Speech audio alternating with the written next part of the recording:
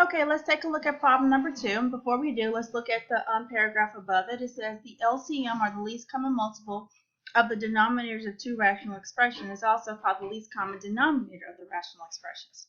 You can use the least common denominator to add or subtract expressions in the same way that you would when you add fractions. So let's recall, if I have 1 over 8 plus 1 over 10.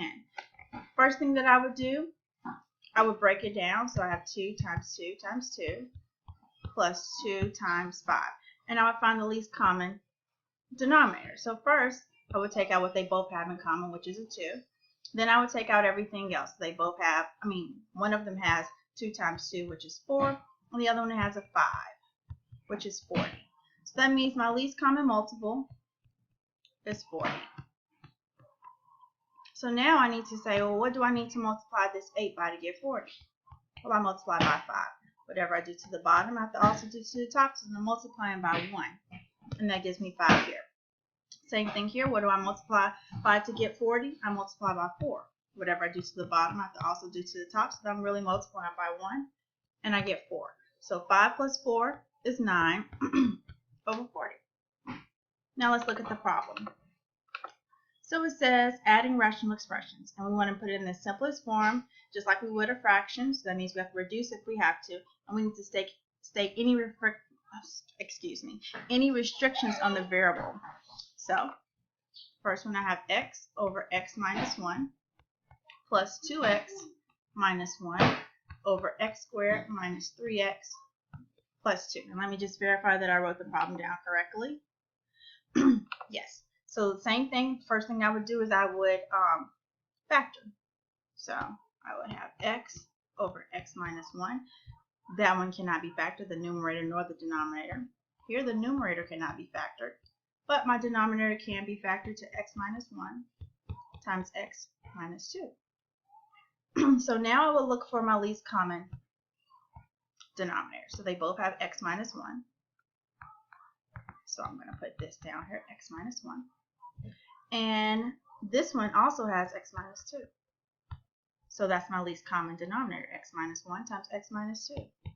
So when I write it out, I know that I need x minus 1 times x minus 2 and x minus 1 times x minus 2. Okay, so now I can see, well, what do I need to do to make this one x minus 1 times x minus 2? Well, that's easy. I'm just going to multiply by x minus 2. Whatever I do to the bottom, I have to do to the top, so then I'm multiplying by 1. So I get x times x minus 2, which is x squared minus 2x. The first one is already x minus 1 times x minus 2, so I leave it as it is. Now I can add my numerators just like I would a fraction. So I get x squared minus 2x plus 2x minus 1 over x minus 1 times x minus 2. So when I do that, I get x squared, my 2 x's cancel out, left with x squared minus 1 over x minus 1 times x minus 2. I can factor this, or I can reduce this, or simplify this more. So I get x minus 1 times x plus 2, because that's a difference of 2 squares. And I have x minus 1 times x plus 2. So here, my x, I'm so sorry. This is supposed to be x plus 1, excuse me.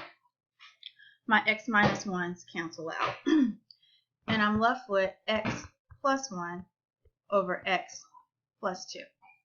Now it also asks me to state any restrictions. And so I need to use my original to find out what the restrictions are. And remember that all I do, and this is, this is supposed to be x minus 2.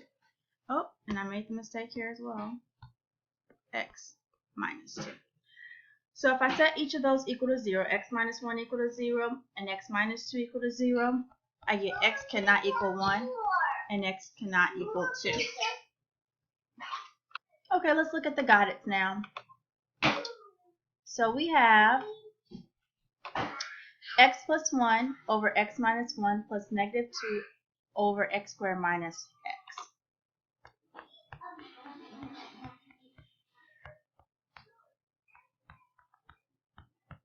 again, the first thing I would do is factor if I can. The first one, the numerator I can't factor, and the denominator I can't factor. The second one, the numerator I can't factor, the denominator I can factor to x times x minus 1. Okay, so now I'll look for my LCD.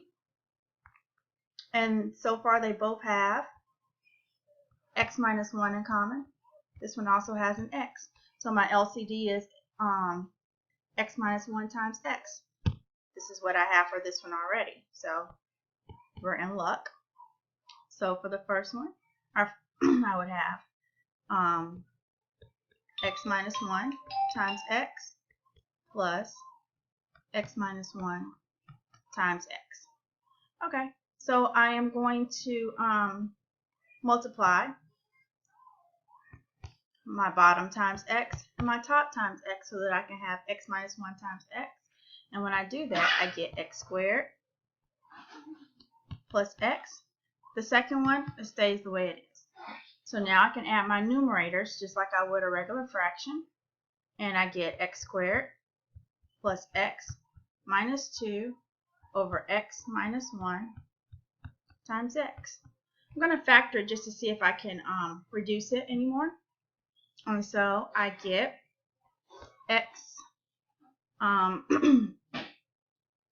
plus 2 and x minus 1 over x minus 1 times x. Well, I have x minus 1 and x minus 1 at top and bottom, so they reduce. And so I'm finally left with x plus 2 over x. Now I need to find out any restrictions on the variable, and I will use this first one here. And I see that if I set those equal to 0, that x cannot equal 0 and x cannot equal 1. All right, we have one more got it. And it is x over x squared x over x squared minus 4 plus 1 plus x plus 2. Again, I would factor if I can. So I get x over x minus 2 and x plus 2 plus 1 over x plus 2. They both have an x plus 2 in common. And I still have an x minus 2 left. So there's my least common denominator. So I know I want each one of them to have an x plus 2 and an x minus 2.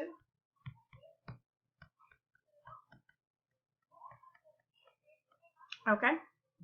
And so the first one already has it, so I can leave it the way it is. The second one is missing the x minus 1, so I'm going to put x minus 2. X minus 2 times 1 is just x minus 2. And so now, just like my regular fractions, I can add up my numerators. So I get x plus x minus 2 over x plus 2 times x minus 2. And I get 2x minus 2 over x plus 2 times x minus 2. Factor to see if I have anything in common. This one has 2 times x minus 1. And I have x plus 2 times x minus 2. So it is as simple as it gets. Then I say, well, I look at my denominator and set both of those equal to 0. And the restrictions are x cannot equal -2 and x cannot equal +2. And let's see, one last one. Is it possible to add the rational expressions in problem 2 by finding a common denominator but not the least common? Yes, it is. So just like with a fraction, I can go ahead and just multiply 8 times 10 and I get 80. And you get the same answer because at the very end, all you have to do is reduce. So it's the same concept. So I hope that this helps.